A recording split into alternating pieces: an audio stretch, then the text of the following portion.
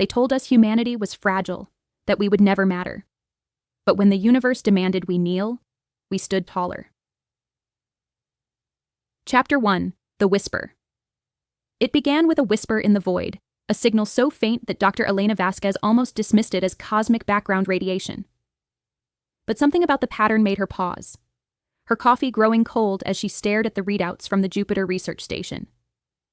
"Computer, enhance signal and run pattern analysis," she commanded, her voice barely above a whisper in the empty laboratory.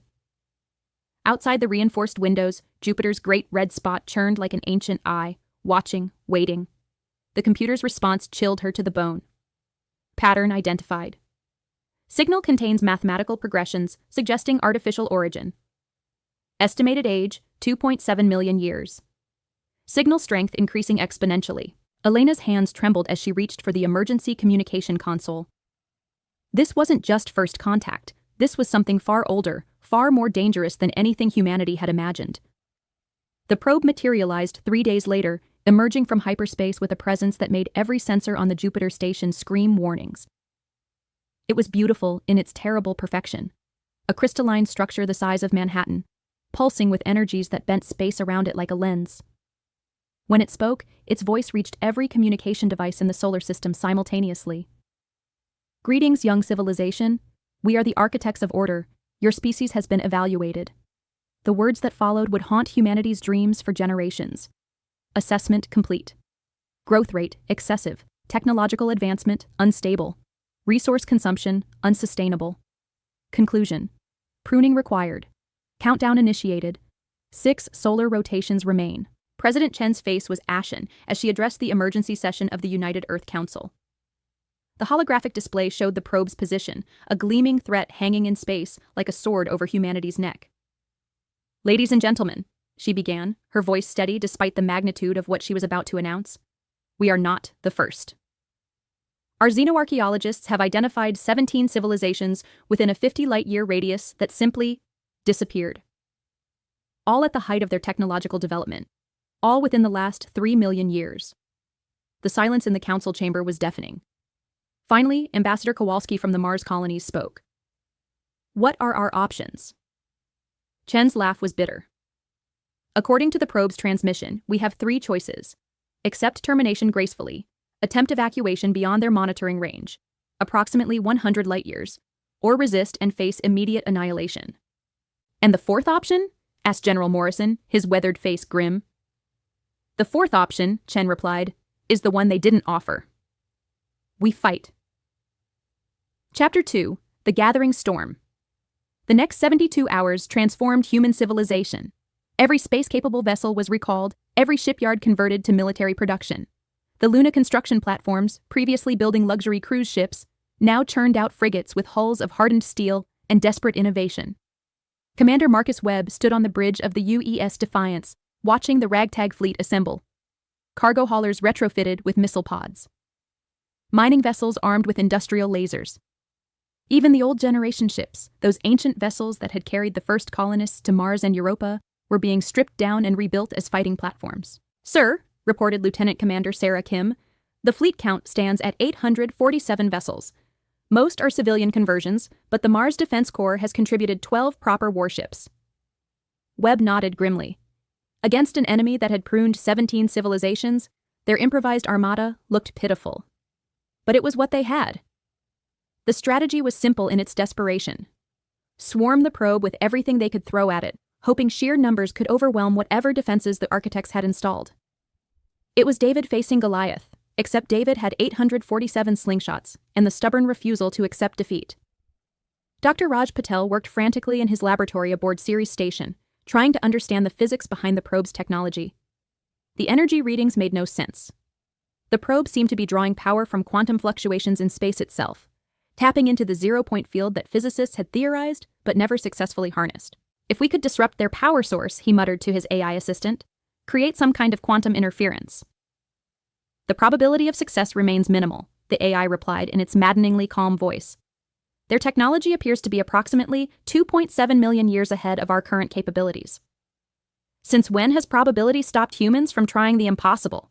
Raj shot back, his fingers flying over the holographic interface as he designed what would later be called the quantum disruptor, humanity's first and most desperate gambit. Chapter 3. The Longest Day. The attack began at 0600 hours, Sol Standard Time.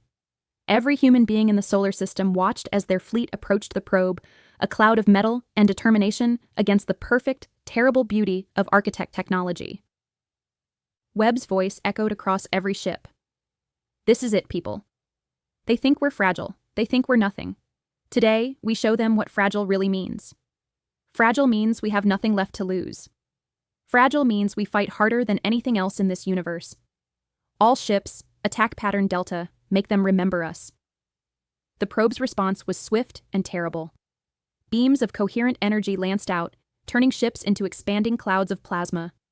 The Yorktown, a converted cargo vessel crewed by volunteers from Earth's asteroid mining guild, simply ceased to exist. The New Horizons, carrying a crew of scientists who had volunteered for combat duty, lasted long enough to fire a single salvo before joining the growing graveyard of human ambition. But humanity had learned something in their brief, violent expansion across the solar system. They were very, very good at fighting when their backs were against the wall. The frigates came in low and fast, using Jupiter's gravity well to accelerate beyond safe parameters. The Retribution, its hull already glowing from atmospheric friction, managed to get within 50 kilometers of the probe before the quantum disruptor activated. Space itself seemed to scream. The probe's perfect crystalline structure flickered, its energy fields wavering as Dr. Patel's impossible device tore at the quantum foundations of its power source. For 17 seconds, 17 precious seconds, the architect technology faltered. In those 17 seconds, 312 human vessels opened fire with everything they had. Nuclear warheads, kinetic penetrators, mining charges, even a repurposed asteroid tugger that rammed itself into the probe's hull at significant fraction of light speed. When the light faded and the sensors cleared, the probe was gone. Destroyed. The first architect construct to fall in 2.7 million years had been brought down by a species they had dismissed as fragile. The celebration lasted exactly 4 hours and 23 minutes. Chapter 4. The Real War Begins. The second transmission came as humanity was still counting their dead and celebrating their impossible victory. This time, it wasn't from a single probe. This time, it came from everywhere at once, from the direction of every star system within 100 light years. Interesting. Evaluation revision required. New classification. Invasive species. Priority elevated to maximum. Countdown reset. 6 cycles remain, then you will not exist. Admiral Chen, promoted from president to supreme military commander in the aftermath of the probe's destruction, stared at the tactical display showing incoming signatures. Hundreds of them. Thousands. The architects weren't sending another probe. They were sending a fleet that had taken 3 million years to perfect the art of civilizational extinction. Estimated time to arrival? She asked, though she dreaded the answer. 17 days, came the reply from her tactical officer. Ma'am, the energy readings, each ship registers as more powerful than the probe we just destroyed. Chen closed her eyes for a moment, feeling the weight of humanity's future pressing down on her shoulders. When she opened them again, there was fire in her gaze. Send word to every colony, every station, every human settlement in this system. We have 17 days to build the impossible. Again. What followed was perhaps the greatest mobilization in human history. The asteroid belt became a massive mining operation, stripping entire rocks down to provide raw materials. Mars devoted its entire industrial capacity to shipbuilding, working around the clock as the red planet's forges burned bright enough to be seen from Earth. The colonies of Europa and Enceladus contributed their expertise in underwater construction, designing vessels that could operate in the crushing depths of gas giant atmospheres. Titan's chemical plants worked overtime, producing the exotic fuels needed for humanity's newest weapon, the reality anchor. Dr. Vasquez, the same woman who had first detected the architect signal, worked with a team of Earth's brightest minds to understand what they were truly facing. The answer was more terrifying than anyone had imagined. They're not just using advanced technology, she explained to the Emergency Science Council. They're using technology that operates on different physical laws. Their ships exist partially outside our reality, making them nearly invulnerable to conventional attack. Nearly invulnerable, repeated Dr. Chen, the Admiral's sister and head of theoretical physics at MIT. But not completely? That's where it gets interesting, Elena continued, bringing up her latest findings. When they engage with our reality, when they fire weapons or use their gravity manipulation, they have to become fully real for microseconds at a time. If we could predict those moments, we could hit them when they're vulnerable, finished Dr. Chen. How do we predict quantum uncertainty? The answer came from an unexpected source. Lieutenant Kira Nova 7, a combat pilot whose reflexes had been enhanced through experimental cybernetic implants. During the probe battle, she had demonstrated an uncanny ability to anticipate energy weapon discharge, dodging attacks that should have been impossible to avoid. It's not prediction, Kira explained to the assembled scientists and military leaders. It's feeling. The quantum field fluctuations, they create a kind of pressure wave in space-time. My implants can detect it, but only for a few milliseconds before they fire. Admiral Chen leaned forward. Can we replicate this? Create a detection system? Not exactly, replied Dr. Patel, who had been working with Kira to understand her abilities. But we can do something better. We can create a symbiotic AI that links directly with a pilot's nervous system. It would process the quantum data faster than any human brain, but still need human intuition to interpret it. And so Project Echo was born, humanity's final, desperate gambit. Chapter 5. The Symbiote. The neural interface chamber was a sterile white room deep beneath Ceres Station, where the finest AI architects in human space had worked around the clock to create something unprecedented, an artificial intelligence designed not to replace human consciousness, but to merge with it. Kira Nova 7 lay on the medical table, her silver eyes reflecting the overhead lights as the final preparations were made. The AI construct, designation ASH7, existed as a quantum pattern in the specialized computer cores, waiting to be transferred into the hybrid neural pathways that had been growing in her brain for the past 6 days. You understand the risks, Doctor, Martinez said, her voice heavy with concern. The neural integration has only been tested in simulation. We don't know what the long-term effects will be on your consciousness. Kira's smile was sharp as a blade. Doc, in about 12 days there might not be any long-term to worry about. Besides, she tapped her temple where the new neural ports gleamed like silver stars. I've been half machine since the Mars incident. What's a little more integration between friends? The procedure took 8 hours. When Kira opened her eyes, they were no longer entirely human. Threads of silver light seemed to flow beneath the surface, and when she spoke, there was a subtle harmonic undertone that hadn't been there before. Integration successful, she reported, her voice carrying an odd duality. Ash and I are operational. Admiral Chen stepped forward. How do you feel? Kira paused, and for a moment her expression was profoundly alien. We feel complete. The quantum pressure streams are visible now, like currents in an ocean. We can see where they will strike before they fully transition into our reality. Can you teach others? Negative, came the reply, now clearly carrying 2 voices, Kira's and the deeper harmonic of ASH. The integration is specific to this neural architecture, but we can coordinate other pilots, guide them to the vulnerable moments. We are the spear tip, they are the spear. The architect fleet arrived ahead of schedule. Chapter 6. Reality Wars.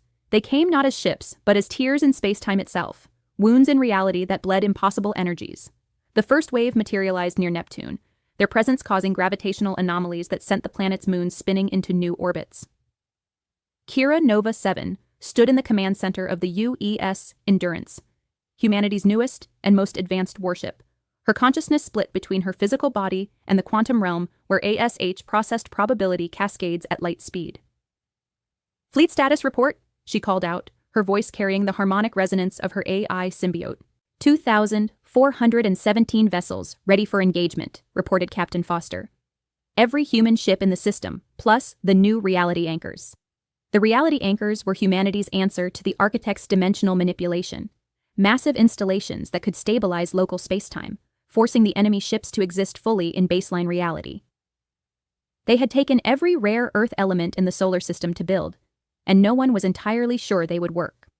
Ash, what are you reading from the enemy formation? The AI's response came through their shared consciousness. Probability matrices indicate 0.3% chance of human victory through conventional engagement. However, detection of quantum uncertainty patterns suggests potential for cascade failure if primary command vessel is neutralized during reality transition. Kira nodded grimly. So we need to take out their flagship. Where is it? The answer came as the Architect fleet fully emerged from hyperspace. At the center of their formation was a vessel that defied description, a structure that seemed to exist in multiple dimensions simultaneously, its true size unknowable because it occupied space that wasn't entirely real. That's our target, Kira announced. All ships, formation echo, reality anchors, activate on my mark. What followed was a battle that human language lacks words to properly describe. The Architects didn't just fight in 3 dimensions, they fought across multiple layers of reality, their weapons striking through temporal echoes and probability streams. Human ships found themselves under attack by weapons that had fired them before they existed, or discovered they had been destroyed in alternate timelines that were slowly becoming real. But humanity had spent 3 million years learning to fight dirty. The reality anchors activated in sequence, creating pockets of stable spacetime that forced the Architect vessels to choose: retreat to their dimensional hiding places or stand and fight in baseline reality where human weapons could hurt them. They chose to fight. The battle raged across the outer solar system. Titan's skies burned as energy weapons carved through its atmosphere. Europa's ice crust cracked under gravitational stress as massive ships passed overhead. The asteroid belt became a debris field of human and Architect technology, metal and crystal tumbling together in complex orbits. Kira led humanity's finest pilots in a desperate charge toward the Architect flagship, her enhanced senses reading the quantum tides that predicted when the massive vessel would become vulnerable. But the enemy had learned from the probe's destruction. Their pattern was more complex now, harder to predict. Ash, I need a projection. When will they be fully real long enough for a strike? Processing. Pattern analysis indicates they are adapting their reality phase to our detection methods. Probability of successful prediction decreasing with each engagement cycle. That was when Kira made the decision that would save humanity and cost her everything. Ash, can you create a quantum cascade resonance? Affirmative, but the process would require complete neural integration. Warning, probability of host consciousness survival approaches 0. Kira looked around the bridge at the faces of her crew, humans she had served with, laughed with, fought alongside. Captain Foster caught her eye and nodded once, understanding passing between them without words. Do it, she said. Chapter 7, The Last Stand. The transformation was unlike anything in human experience. ASH-7, the artificial intelligence that had been humanity's partner, began to merge completely with Kira's consciousness, their quantum patterns interweaving at the most fundamental level. For a brief moment, Kira Nova 7 existed as something beyond human or machine, a hybrid consciousness that could perceive the full quantum structure of reality. Through her transformed senses, she could see the Architect flagship as it truly was, a massive construct that existed in 17 different dimensional phases simultaneously, its reality anchor points shifting according to mathematical patterns that took millions of years to develop. But patterns, no matter how complex, could be disrupted. All ships, this is Kira Nova 7, she broadcast, her voice now carrying harmonics that seemed to resonate in dimensions beyond sound. I am transmitting targeting coordinates directly to your navigation systems. You will have exactly 2.7 seconds when the flagship is vulnerable. Make them count. The quantum cascade began as ASH sacrificed its processing cores one by one, burning out its quantum pathways to create a resonance wave that would force the Architect flagship into full reality for those precious few seconds. Kira felt her friend dying, its consciousness fragmenting as it gave everything to create one moment of opportunity. Thank you, ASH, she whispered as the AI's presence began to fade from her mind. Fragile, breeds, fire. Came ASH's final transmission, the words carrying all the defiance and hope that had driven humanity to this moment. The reality anchors fired in perfect synchronization, their combined output creating a gravity well that forced the Architect flagship to choose between existing fully in baseline reality or being torn apart by dimensional stress. For 2.7 seconds, the massive vessel became completely real. Every human weapon in the solar system fired at once. Nuclear warheads designed to crack asteroids. Kinetic kill vehicles traveling at significant fractions of light speed. Exotic matter bombs that had been theoretical until 17 days ago. And at the center of it all, the UES Endurance, with Kira Nova 7 at the helm, ramming her ship directly into the flagship's quantum core at velocities that turned matter into pure energy. The explosion was visible from Earth as a new star being born and dying in the space of a heartbeat. When the light faded, the Architect flagship was gone, and with it, the quantum coordination signal that had been controlling their entire fleet. Across the solar system, Architect vessels began to phase out of reality, retreating to whatever dimensional realm they called home. But before they disappeared entirely, their final transmission reached every human receiver. Assessment revision. Classification, Apex Predator. Status, do not engage. Warning transmitted to all Architect nodes, this species is not to be pruned, withdrawal authorized. Chapter 8, What Remains. 6 months after the battle, Admiral Chen stood in the rebuilt observation deck of Ceres Station, looking out at the debris field that had once been humanity's desperate fleet. They had won, but the cost had been staggering. Nearly half of their space-capable vessels destroyed. Colonies damaged. An entire generation of their best and brightest sacrificed to prove that humanity would not go quietly into extinction. But they had proven something else as well. Dr. Elena Vasquez approached, carrying a datapad with their latest findings. The quantum resonance patterns from the battle have had interesting effects, she reported. We're detecting signals from other species, civilizations that went into hiding when the Architects first appeared. They're coming out now, sending messages of congratulation and alliance requests. How many?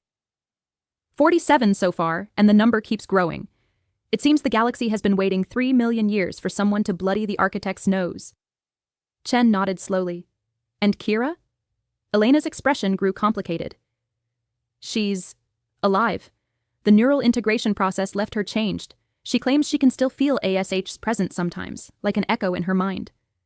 The doctors say her brain patterns show permanent alterations, but she seems stable.